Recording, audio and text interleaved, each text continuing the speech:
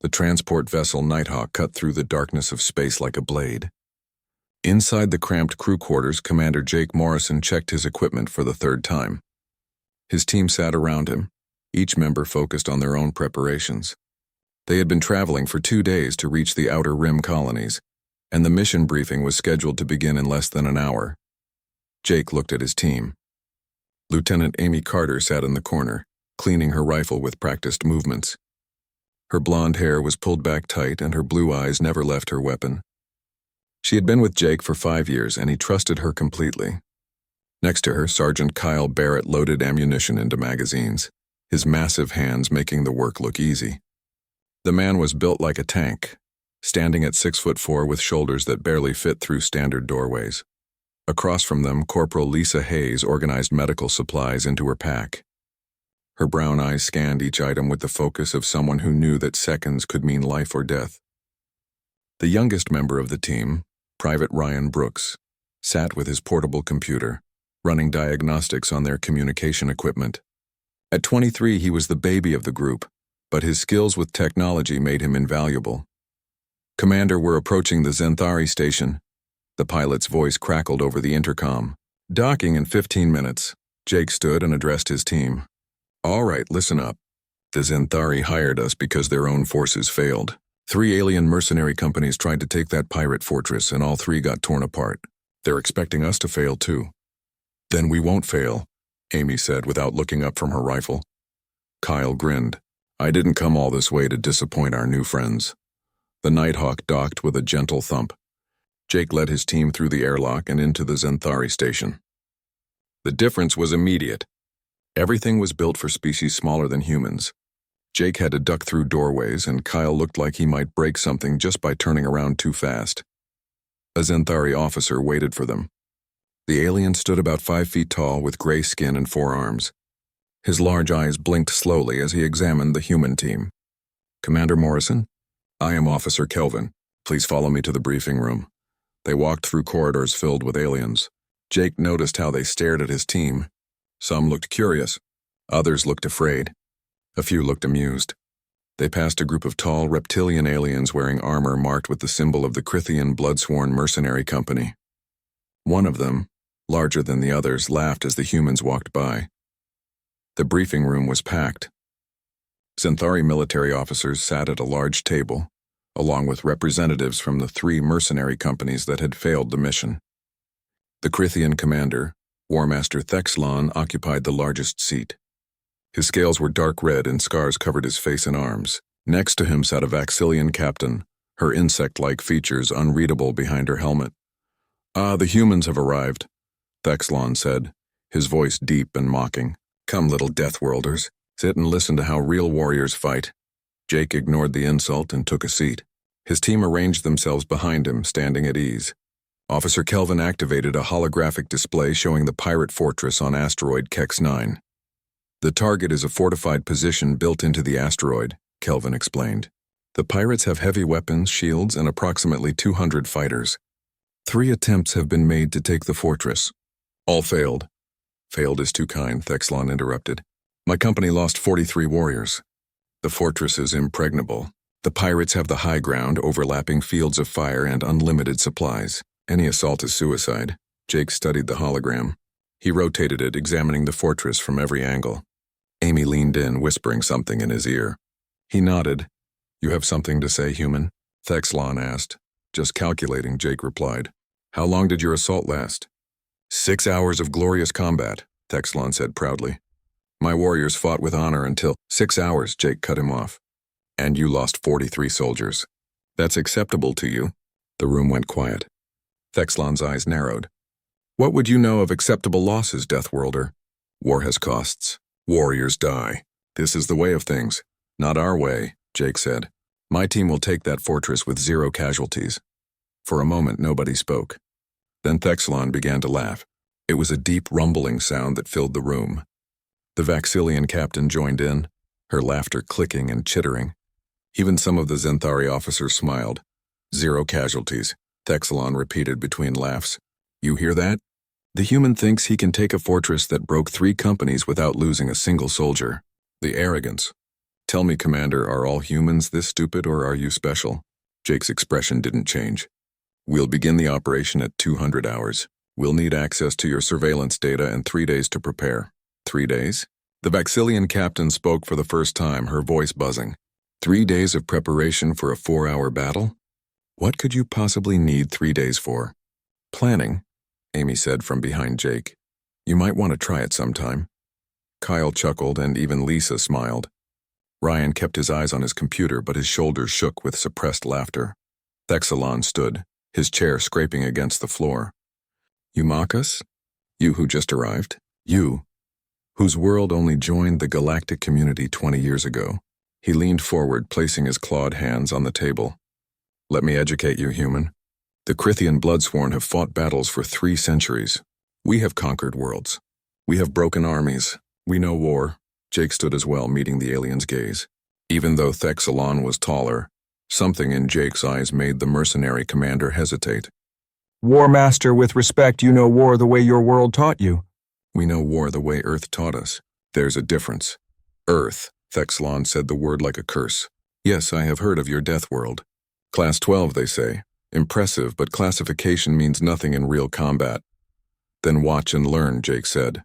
He turned to Officer Kelvin. Do we have your authorization to proceed? Kelvin looked between Jake and Thexalon, then nodded. You have 3 days, Commander. After that, if you fail, we will consider other options. We won't fail, Jake said. He gestured to his team. Let's move out. As they left the briefing room, Jake heard Thexalon speaking to his officers. Post guards to watch the humans. I want to know everything they do. When they fail, I want to understand why, so we can use their mistakes to finally take that fortress. Back in their assigned quarters, Jake's team gathered around a table. Ryan connected his computer to the room's display system, bringing up the fortress schematics. They think we're crazy, Lisa said. They think we're dead, Kyle corrected. There's a difference. What do you think, Commander? Amy asked. Jake studied the schematics, his fingers tracing possible routes through the fortress. I think they fight like people who accept losses. They plan for casualties. They consider 43 dead warriors an acceptable price. And we don't, Ryan said. And we don't, Jake agreed. They're expecting us to do what they did. Frontal assault, heavy weapons, brute force. That's not how we work, so what's the play? Kyle asked. Jake smiled. We hunt, just like Earth taught us. Over the next 3 days, Jake's team prepared in ways that confused their alien observers.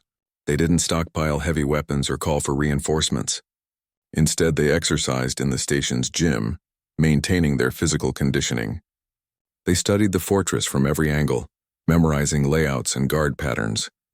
They practiced moving in the dark, using hand signals, communicating without words. Xanthari technicians watched in confusion as the humans requested access to environmental data about the asteroid. Temperature, gravity, atmosphere composition, radiation levels, things that seemed irrelevant to combat. On the second day, War Master Thexalon visited their quarters uninvited. What is this? He demanded, watching Amy run on a treadmill while Kyle lifted weights that required mechanical assistance for most species. You prepare for battle by exercising? Maintaining readiness, Jake said. He was reviewing mission plans at the table, surrounded by data screens. We need to be at peak condition. Peak condition, Thexalon snorted. You waste time. You should be planning the assault, gathering weapons, coordinating with air support. We have all the weapons we need, Kyle said, setting down a weight that made the floor shake. And we don't need air support. Madness, Thexalon muttered. You are 5 soldiers against 200 pirates in a fortified position. You will die, and your arrogance will die with you. Maybe, Jake said, not looking up from his screens. Or maybe you'll learn something new. On the third day, as 200 hours approached, Jake's team geared up. They wore black armor that seemed to absorb light. Their weapons were compact, efficient, designed for flexibility rather than overwhelming firepower. They carried minimal supplies, moving light and fast. Officer Kelvin met them at the docking bay where a small assault shuttle waited. Commander, are you certain you do not want additional support? We have soldiers ready to assist. Negative, Jake said. Additional forces would just get in the way. We work better alone. Thexalon arrived with several of his officers, all wearing full combat armor. The shuttle drifted in the darkness, engines cold and silent. Inside, Jake Morrison and his team moved through their final preparations with calm efficiency. They had 3 hours before the operation began, and every minute mattered. War Master Thexlon stood in the command center aboard the Zenthari station, studying the sensor displays with growing frustration. I still do not understand their strategy. Why go dark? Why drift? The pirates will detect them when they begin their approach. Officer Kelvin sat at a console reviewing data about Earth and its inhabitants. What he read disturbed him. War Master, have you studied human physiology? Why would I? Thexlon rumbled. Muscles are muscles. Bones are bones. All species are similar enough. Not these ones, Kelvin said quietly. He gestured to his screen. Did you know that Earth's gravity is 1.4 times the galactic standard? Humans evolved carrying 40% more weight than we do. Every step they take, every movement builds strength we cannot match naturally. So they are strong. Thexlon shrugged. The Gormath are stronger. The Calaxians can crush stone with their bare hands. Strength alone does not win battles. It is not just strength, Kelvin continued. Look at this. Earth's atmosphere contains 21% oxygen. Most worlds maintain 15 to 17%. For us, Earth's air would be toxic. It would burn our lungs over time. But for humans, it gives them endurance we cannot comprehend. They can run for hours without stopping. Their soldiers train by running 20, 30, sometimes 50 kilometers while carrying heavy equipment. A Zenthari tactical officer turned in her chair. 50 kilometers? That must be an error in the translation. No error, Kelvin said. I verified it 3 times. Human military training includes something they call a marathon, 26.2 miles. That is approximately 42 kilometers. They run this distance for recreation, for fun. The command center went quiet. Even Thexlon looked uncomfortable. That is excessive. There is more, Kelvin said. Earth has thousands of apex predators. Do you know what an apex predator is, War Master? A top hunter. Every world has them. Not like Earth, Kelvin said. Most civilized worlds have 10, perhaps 20 truly dangerous predators.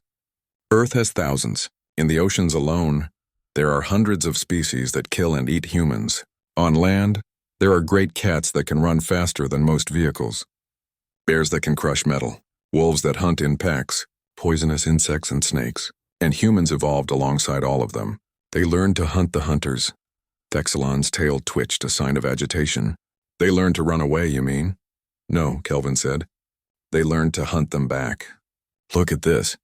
He brought up an image of a human standing next to a large, dead reptilian creature. This is called a crocodile. It is an ambush predator that lived relatively unchanged for millions of years. Humans hunted them. This image shows a human who fought and killed one with a knife. Madness, one of the Vaxillian observers whispered. And this, Kelvin continued, showing more images. Humans domesticated wolves. They took apex predators, creatures that hunted them, and turned them into companions. They call them dogs now. Almost every human family has one. They live with predators in their homes. Thexlon stared at the images. Why would any species do that? Because Earth taught them to adapt or die, Kelvin said. And humans chose to adapt. They adapted so well that they conquered their entire planet before reaching the stars.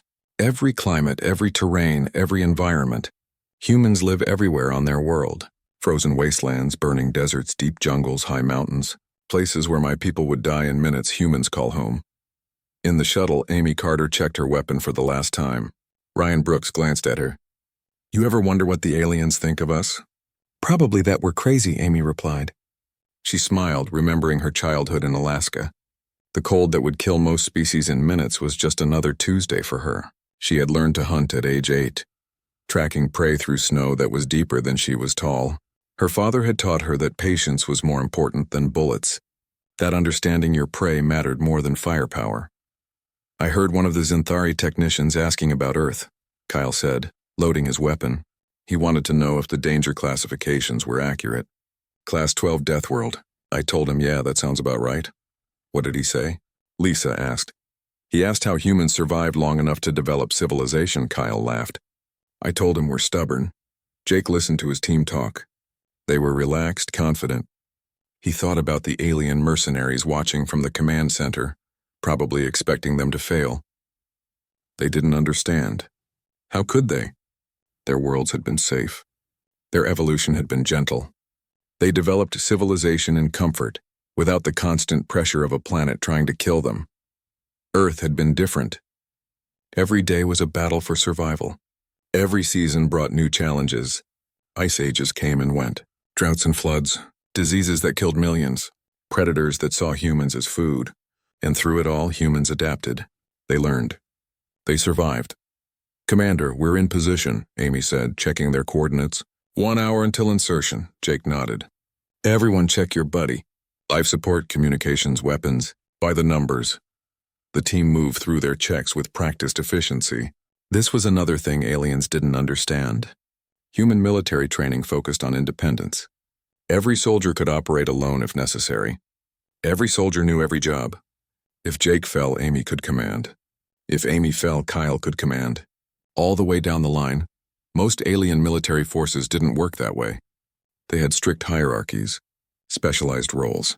If a commander died, chaos followed. Humans trained for chaos. They expected it. They planned for it.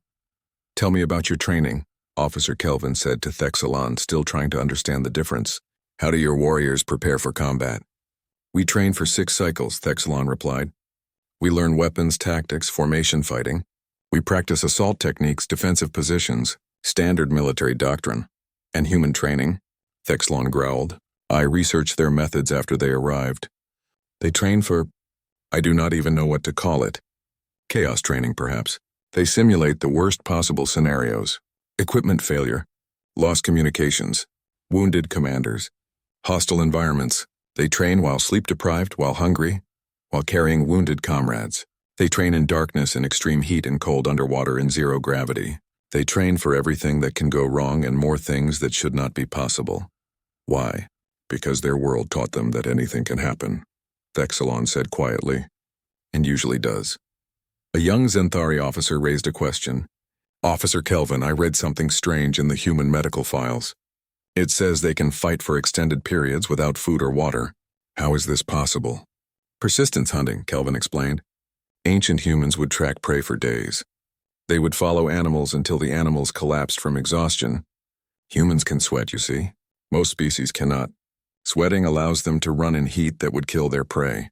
They would track an animal for 20, 30, sometimes 50 kilometers under a burning sun. The animal would have to stop to rest, to cool down. Humans would not stop. They would keep coming. Keep tracking, until the prey died of exhaustion." "That is horrifying," the young officer whispered. "That is why we should fear them," Kelvin said. "They are pursuit predators. Once they begin hunting, they do not stop. They cannot stop. It is in their nature." In the shuttle, the team entered the final phase of preparation. They dimmed their lights, letting their eyes adjust to darkness. Most alien species needed light to operate effectively. Humans had excellent night vision, developed from millions of years of hunting at dawn and dusk when prey was most active. "I ever tell you about the time I fought in the dark?" Kyle asked quietly. "Which time?" Ryan replied with a smile. "Training exercise. They cut all power to the facility. Total darkness. My unit against an enemy force. We won in 20 minutes. Because you can see in the dark," Lisa said. "Better than most," Kyle agreed. "But it was more than that. We could hear them. Smell them. We knew where they were without seeing them. Pattern recognition. We could predict their movements, their tactics. We could feel how they would react." "Sounds like magic," Ryan said. "Not magic," Amy interjected. "Evolution. Humans are really good at finding patterns. We see faces in clouds, animals in stars. Our brains are wired to recognize patterns and predict outcomes. In combat, that means we can anticipate enemy movements before they happen." Jake smiled. His team understood. They knew what made them dangerous. It was not just strength or endurance or night vision. It was the complete package. Millions of years of evolution on a planet that demanded perfection or death. Every advantage, every adaptation, every skill, all focused on one thing: survival. "Final systems check," Jake ordered. "Radio silence from here on out. Hand signals only." The team switched off their communication systems except for the emergency channel. They would move in silence, communicate with gestures, coordinate without words. This was another human advantage. Pack bonding. The ability to work together without obvious communication, to anticipate what teammates would do. where they would go, what they needed. The asteroid fortress Kex-9 floated in space like a jagged tooth. Weapons platforms dotted its surface, and shield generators hummed with power. Inside, 200 pirates went about their routines, confident that their defenses were unbreakable. They had repelled 3 major assaults. They controlled the high ground. They had unlimited supplies and heavy weapons. The fortress was their kingdom, and they were its rulers. They did not know that 5 humans had already breached their outer perimeter. Jake Morrison moved through the darkness like a shadow. His team followed, spread out in a formation that would seem random to most species but was actually perfectly coordinated. They did not speak. They did not use radio. They communicated through subtle gestures, slight movements, the kind of nonverbal coordination that came from countless hours of training and an evolutionary gift for pack coordination. Amy Carter spotted the first guard post. She raised her hand, fingers showing 2 guards, positions marked by small gestures. Jake nodded. Kyle moved left. Lisa moved right. Ryan stayed with Jake, providing overwatch with his sensors. The team flowed around the guard post like water around a rock, unseen and unheard. In the command center, War Master Thexalon watched his instruments with growing confusion. "Where are they? We should see something by now." "Sensors show no activity," an officer reported. "No engine signatures, no weapons fire, no communication signals." "Maybe they landed on the far side," another officer suggested. "Away from our monitoring equipment." "That side has no entrance," Thexalon growled.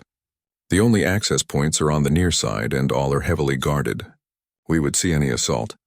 Officer Kelvin studied the fortress schematics. "Unless they are not assaulting. Not in the traditional sense. What other sense is there?" "The human sense," Kelvin said quietly. Inside the fortress, Jake's team reached the first major obstacle. A sealed blast door, 3 feet of reinforced steel designed to stop any assault. There were guards on the other side. Sensors monitored the corridor. The pirates knew this was their weakest point, so they had made it their strongest. Jake examined the door. Most commanders would call for explosives, blow the door, and charge through. That was the standard tactic. That was what the pirates expected. That was what the 3 previous assault teams had done. Jake did something different. He signaled to Ryan, who pulled out a small device and connected it to the door's control panel. His fingers moved quickly, entering code sequences that bypassed the security systems, not with brute force hacking, but with subtle manipulation. He was not breaking the system. He was convincing it to cooperate. 3 minutes later, the door clicked open. Not with a banger alarm, just a soft click like it had been opened from the inside. The guards on the other side did not even notice. Jake went through first, moving low and fast. The guards were looking outward, expecting an attack from the main corridor. They were not expecting anyone behind them. By the time they realized their mistake, it was too late. Jake and Kyle neutralized them without firing a shot, using techniques that left them unconscious but alive. "First position secured," Amy whispered into her emergency radio. The only time they would break radio silence. No casualties. "Continuing mission." In the command center, Officer Kelvin heard the transmission. "They are inside." "Impossible," Thexalon said. "The sensors show nothing. No breach, no alarm, no combat." "They are inside," Kelvin repeated, pointing to a display showing the fortress security system. "One of their team hacked the blast door. They did not breach it. They opened it." "That is not how you assault a fortress." "That is not how you assault a fortress," Kelvin agreed. "But it is how you hunt." Jake's team moved deeper into the fortress, avoiding main corridors and using maintenance tunnels that most species would find too cramped. For humans used to crawling through tight spaces, it was merely uncomfortable. They navigated by memory, having studied the schematics until they knew every passage and junction. They encountered another guard patrol. 6 pirates, well-armed, alert. Amy signaled positions. Jake calculated angles. The team did not hide. Instead, they created a distraction. Ryan triggered a minor systems failure 3 corridors away. Lights flickered. Alarms chirped. The guard patrol moved to investigate. The humans slipped past, invisible in the shadows. They were pursuit predators, yes, but they were also ambush predators when needed. Earth had taught them both skills. Kyle spotted something that made him pause. A weapons cache, unguarded, filled with plasma rifles and explosives. Most assault teams would grab the weapons, use them to increase firepower. Kyle moved past without stopping. They did not need more weapons. They needed speed and surprise. Lisa checked her medical scanner, monitoring the team's vital signs. Jake's heart rate was steady. Amy's breathing was controlled. Kyle showed signs of adrenaline, but nothing excessive. Ryan's stress levels were normal. They were not panicking, not rushing. They were hunting, and hunters moved with patience. The Fortress Command Center was deep inside the asteroid, protected by multiple layers of security. The pirate commander, a large Crothian named Vextar, sat in his chair watching sensor displays. Everything seemed normal. Guards reported on schedule. Systems functioned perfectly. The fortress was secure. "Commander," one of his officers said, "I am detecting minor system glitches. Nothing serious but unusual." "Probably nothing," Vextar replied. "This old station has glitches all the time. Run a diagnostic if you want." The officer nodded and began running system checks. He did not know that Ryan Brooks had been creating those glitches, carefully and systematically, drawing attention to places the humans were not going while masking the places they were. Jake's team reached the fortress power core. This was the key. Without power, shields would fail. Weapons platforms would shut down. Communications would go dark. The fortress would become a tomb. Most assault teams tried to destroy the power core with explosives, but that would alert everyone and give them time to switch to backup systems. Jake had a different plan. He signaled to Ryan, who accessed the power core control systems. Not to destroy them, to control them. "In position," Jake whispered into his radio. "Phase 2 begins in 60 seconds. In the command center, every observer leaned forward. They still could not see the humans. Sensors showed nothing unusual, but they all felt it. Something was happening. There, Officer Kelvin pointed to a display. "Power core. Someone is accessing the control systems."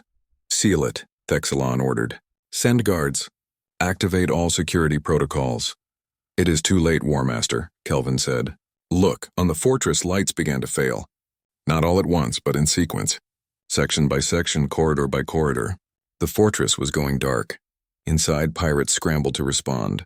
Emergency protocols activated. Backup generators kicked in, but the systems were not broken. They were being manipulated. Lights would come on in one section, then fail in another. Communications would work, then cut out. It was not destruction. It was chaos. "What is happening?" Vextar roared. "Get systems back online." "We are trying, Commander," his technical officer replied, fingers flying over controls. "Someone is fighting us for control." "They are very good. Cut all access. Switch to manual controls. We cannot. They have locked us out of primary systems." Jake's team moved through the darkened corridors with ease. While pirates stumbled in the darkness, reaching for lights that did not work, humans moved with confidence. Their night vision, superior to most species, let them see clearly in conditions that blinded their enemies. They encountered a large group of pirates, maybe 20 fighters, all armed and dangerous. In a traditional fight, 5 against 20 would be suicide, but this was not a traditional fight. Amy found a high position, her rifle steady. Kyle moved to create a choke point. Lisa prepared medical supplies ready for casualties. Ryan worked to isolate the corridor, locking doors behind the pirates so they could not retreat or call for reinforcements. Jake moved forward, a single human against 20 armed fighters. In the darkness, Jake was almost invisible. The pirates saw shadows, heard sounds, felt fear creeping up their spines. They fired at nothing, their shots illuminating the corridor for brief moments before darkness returned. And in those brief moments of light, Jake moved, not rushing, not attacking, just repositioning. Like a predator circling prey, one pirate broke and ran, then another, then 5 more. They scattered, their formation collapsing. That was when Amy took her shots.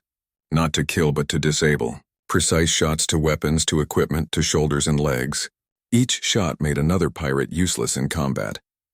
Kyle held the choke point, his presence alone enough to stop pirates from escaping in that direction. Lisa monitored everything, her scanner tracking friendly and enemy positions. Ryan maintained control of the systems, keeping doors locked and communications scrambled. In 2 minutes, 20 pirates were neutralized. Some wounded, most simply too terrified to continue fighting. Jake's team had not suffered a single casualty. "How?" Thexelon whispered, watching the footage. How did 5 soldiers defeat 20 in close quarters? Because they did not fight 20, Kelvin explained. They fought 5 groups of 4. They isolated targets, created confusion, used darkness and fear as weapons. They thought like predators, War Master. They separated the herd and picked off individuals. The command center aboard the Zenthari station remained silent for a full minute after Jake Morrison reported mission complete. Officers stared at their screens. Mercenary commanders sat frozen in their seats. The impossible had happened, and nobody knew how to react. War Master Thexelon was the first to speak. Play it again. From the beginning. War Master, we have watched it 3 times already, an officer said quietly. Then we will watch it a 4th time, and a 5th, and as many times as it takes until I understand what I just witnessed. The recording played again, Jake's team entering the fortress, moving through darkness, neutralizing guards without raising alarms, controlling systems instead of destroying them, fighting when necessary, but avoiding combat when possible, and, finally, the surrender of Commander Vexitar and his entire force. 4 hours and 12 minutes. Officer Kelvin said, checking the mission timeline. From insertion to complete victory, 0 human casualties, 43 pirates wounded, none killed. The fortress captured intact with all systems functional. It should not be possible, Thexelon muttered. My company lost 43 warriors killed. The Vaxilian death merchants lost 37. The Thornax Reapers lost 52. Total casualties, 132 fighters dead, over 300 wounded. We assaulted that fortress for weeks. We threw everything we had at it, and 5 humans took it in 4 hours. The Vaxilian captain, who had been silent throughout the operation, finally spoke. They did not assault. They infiltrated. They did not conquer. They hunted. Everything we did wrong, they did right. But how did they know what to do right? A young officer asked. They had the same intelligence we did, the same schematics, the same sensor data. How did they see what we missed? Because they think differently, Kelvin said. He pulled up comparative data on his screen. I have been studying this since they arrived. Let me show you something. He displayed footage of the 3 previous assault attempts side by side with the human operation. Watch how we attack. We gather forces. We approach with overwhelming firepower. We assault strong points directly. We fight with honor and formation. We follow military doctrine developed over centuries. The footage showed exactly that. Mercenary companies approaching the fortress with ships and heavy weapons, broadcasting warnings and demands, engaging in direct combat, trading casualties for ground, eventually retreating when losses became too severe. Now watch the humans, Kelvin continued. The footage shifted to Jake's team. They approach dark and silent. They do not warn, they do not demand. They simply come. They avoid strong points entirely. They use misdirection and chaos. They fight only when necessary. They do not care about honor or doctrine. They care about one thing: mission success. That is not warfare, Thexelon said. That is hunting, Kelvin finished. Exactly. And that is the difference. We think like civilized soldiers. They think like predators, because that is what their world taught them to be. Over the next several hours, the footage of the assault spread through the galactic military community like wildfire. Command academies requested copies for study. Mercenary guilds held emergency meetings. Military analysts wrote papers about the implications. And everywhere the footage appeared, the reaction was the same: shock, awe, fear. Jake's team returned to the station and was immediately swarmed by reporters, military officials, and curious aliens. They handled the attention with calm professionalism, answering questions and explaining their tactics. How did you know where the guards would be? A reporter asked. Pattern recognition, Amy Carter replied. We studied their patrol schedules. Most species are very regular in their routines. Once we understood the pattern, we could predict their movements. But you moved in complete darkness. How did you see? We have good night vision, Kyle Barrett said with a shrug. Plus, we memorized the layout. Even blind, we would have known where to go. You neutralized 20 opponents in one engagement. How is that possible? We did not fight 20 at once, Lisa Hayes explained patiently. We separated them, created confusion, made them fight as individuals instead of a unit. Once they scattered, they were much easier to handle. Was there any point where you thought you might fail? Another reporter pressed. Jake smiled. No. We trained for this. We prepared. We knew the mission parameters. Failure was not an option. The reporter looked confused. But you must have considered the possibility of casualties. War has costs. Not for us, Jake said simply. We do not accept casualties as inevitable. We plan to bring everyone home. Every time. Later that evening, War Master Thexelon requested a private meeting with Jake. They met in a small conference room, just the two of them.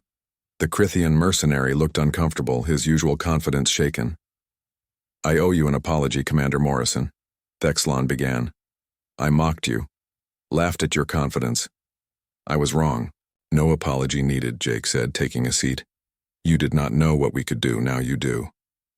That is what troubles me, Thexelon admitted. I have fought for over a century. I have commanded armies. I have conquered worlds. But watching your team operate, it was like watching a completely different species of warfare. How? How did you learn to fight like that? Jake considered the question.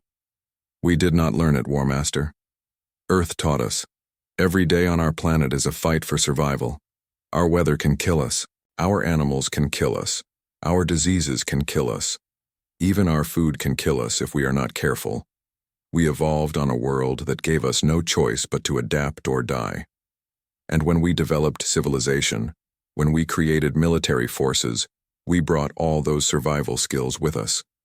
But it is more than survival skills, Thexelon insisted. The way you coordinate without speaking, the way you predict enemy movements, the way you adapt to changing situations, these things cannot be taught. They can, Jake said, but only if you start from the right foundation. Our world taught us pack bonding. We learned to work together from birth. Our world taught us pattern recognition. We learned to see connections and predict outcomes. Our world taught us to never give up. We learned that persistence wins battles that strength alone cannot. All of this becomes instinct for us. And then military training builds on those instincts. Thexelon was quiet for a moment. You said your team expected 0 casualties. That seemed like arrogance. Now I understand it was not. You genuinely believe you will bring everyone home every time. We have to believe it, Jake said. Because if we accept that casualties are inevitable, we start planning for them.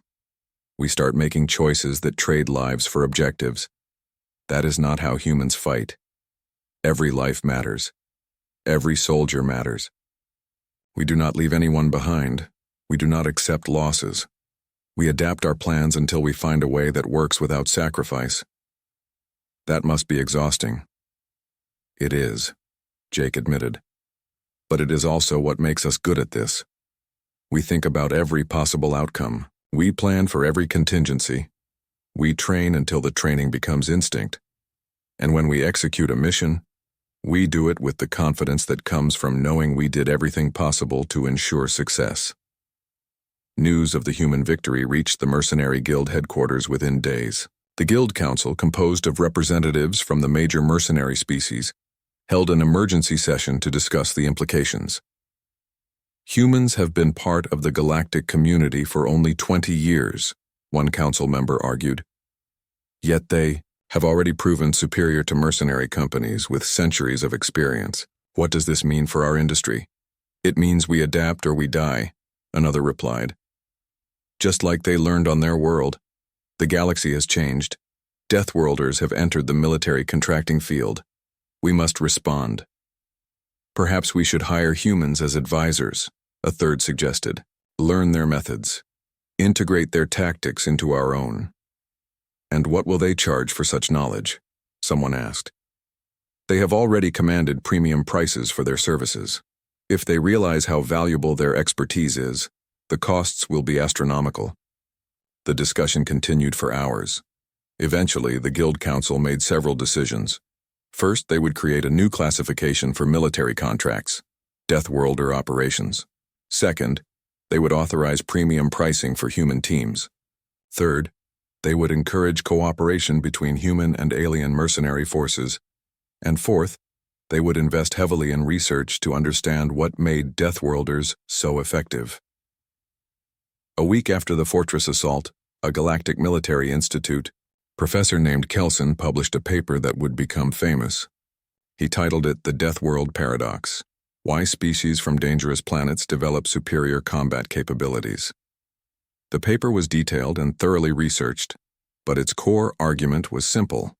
Species from comfortable worlds developed warfare slowly and cautiously. They had time to consider ethics, honor, and acceptable losses. They created elaborate rules and doctrines.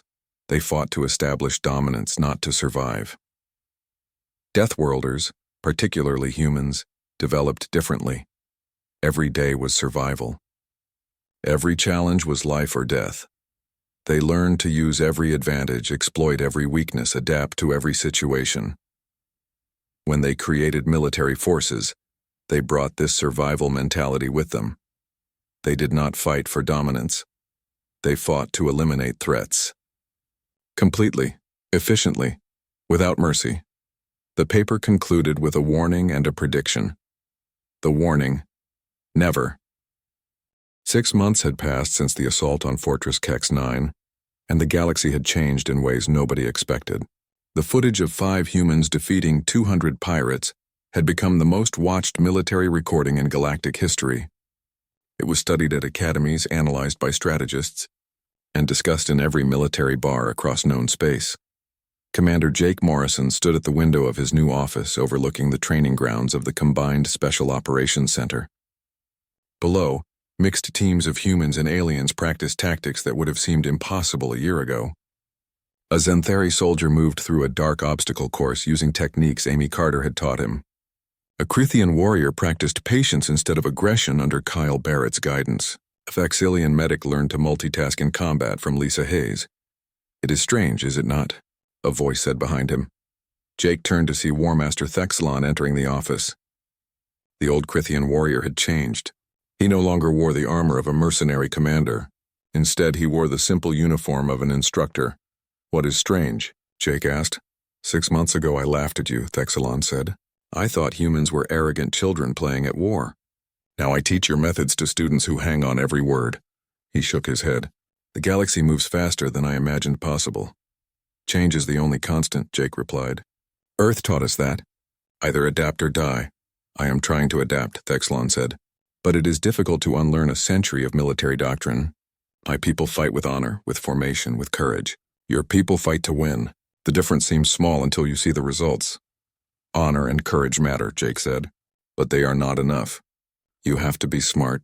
You have to be flexible. You have to think 3 steps ahead while living in the moment. It is a difficult balance." Thexelon settled into a chair, his large frame making the furniture creak. "Tell me something, Commander. Do you ever fear that humans are becoming too dominant? That other species will resent your advantages?" Jake considered the question carefully. "Every day. That is why we share our knowledge. Why we train others.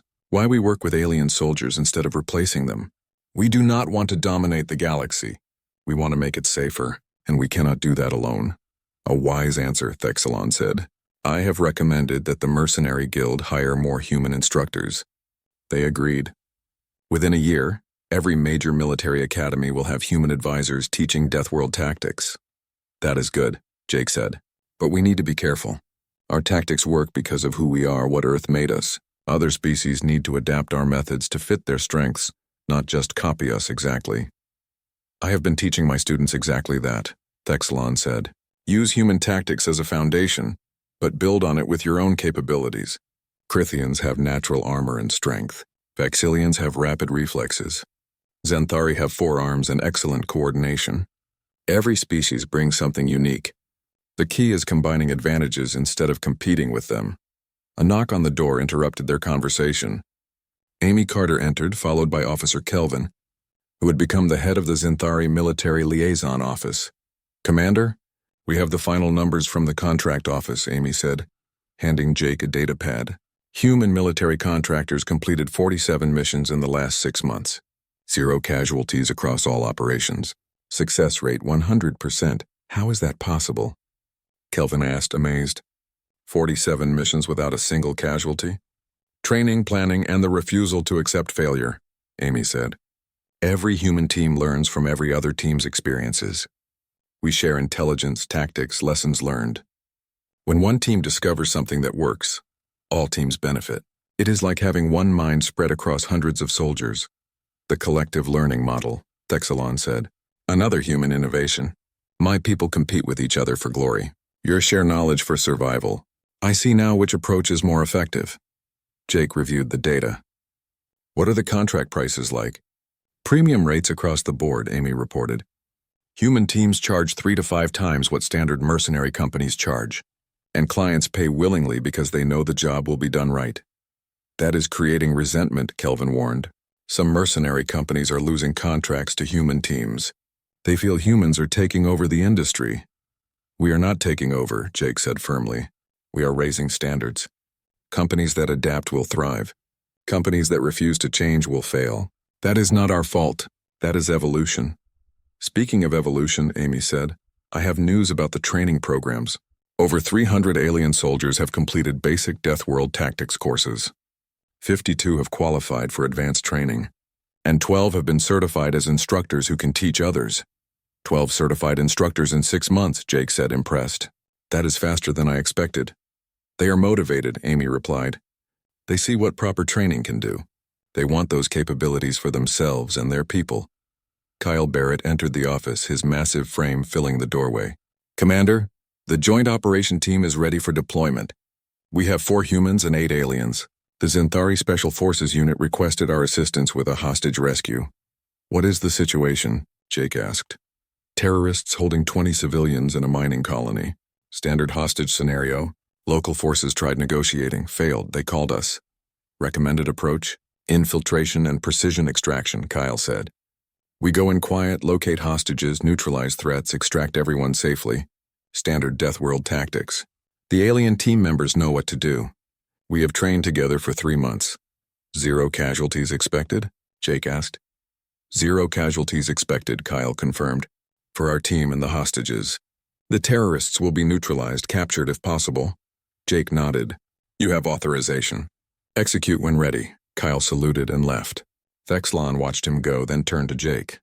3 months ago, that joint team did not exist. Now they operate like they have trained together for years. How? Pack bonding, Jake explained. Humans are good at forming connections quickly. We teach that skill to others. Show them how to trust teammates, how to communicate without words, how to anticipate what others need. It is not easy for species that evolve differently, but it is possible with practice. Lisa Hayes arrived next, carrying medical equipment. Commander, I am heading to the Galactic Medical Conference. They want me to present on combat medicine techniques. What will you teach them? Kelvin asked. How to treat injuries in the field while still fighting, Lisa said. How to prioritize multiple casualties. How to use limited supplies efficiently. How to keep soldiers alive when standard medical facilities are not available. Basically, how to be a combat medic instead of just a medic in combat. Is there a difference? Thexalon asked. Huge difference, Lisa replied. A regular medic treats injuries after the fight ends. A combat medic treats injuries during the fight while also serving as a functional soldier. It requires multitasking ability that most species struggle with. But I have developed training methods that help. Deathworld training, Thexlon said. Everything comes back to that. Your world demanded you do multiple things at once just to survive, so you developed the brain capacity to handle it. And now you teach that capacity to others. Exactly, Lisa said. It is not easy, but it is possible. The brain is adaptable. With the right training, anyone can improve their multitasking abilities. Ryan Brooks was the last to arrive, looking excited. Commander, the Galactic Communications Network wants to interview you. They are doing a special report on human military contractors. They want your perspective on how the industry has changed. Tell them I will consider it, Jake said. But I prefer to let our results speak for themselves. They also want to interview civilians from planets where human teams have operated. People whose lives we saved. They want personal stories, Jake thought about that. That might be good.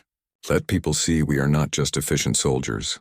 We are people who care about protecting others. I will set it up, Ryan said. After everyone left except Thexalon, Jake returned to the window overlooking the training grounds. The old Crithian joined him. "Tell me something honestly, Commander," Thexalon said. "Do you ever worry that you have made warfare too efficient? That you have created methods that could be used for terrible purposes?" "Every day," Jake admitted. "That is why we are careful about who we work with.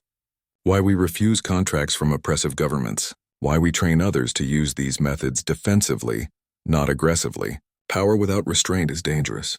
Earth taught us that too. We have the capability to cause great harm. We choose instead to prevent it. A difficult choice to maintain," Thexalon observed. "The most important choices usually are."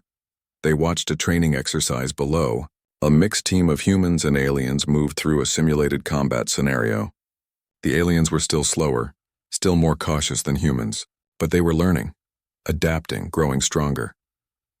"I wonder what the galaxy will look like in 50 years, Thexalon mused. "When your methods are standard. When every species has learned deathworld tactics. When humans are no longer unique in their capabilities." "Better," Jake said simply. "Safer, more prepared for threats." "Is that not the goal?" "It is," Thexalon agreed. "Though I confess I will miss the days when warfare,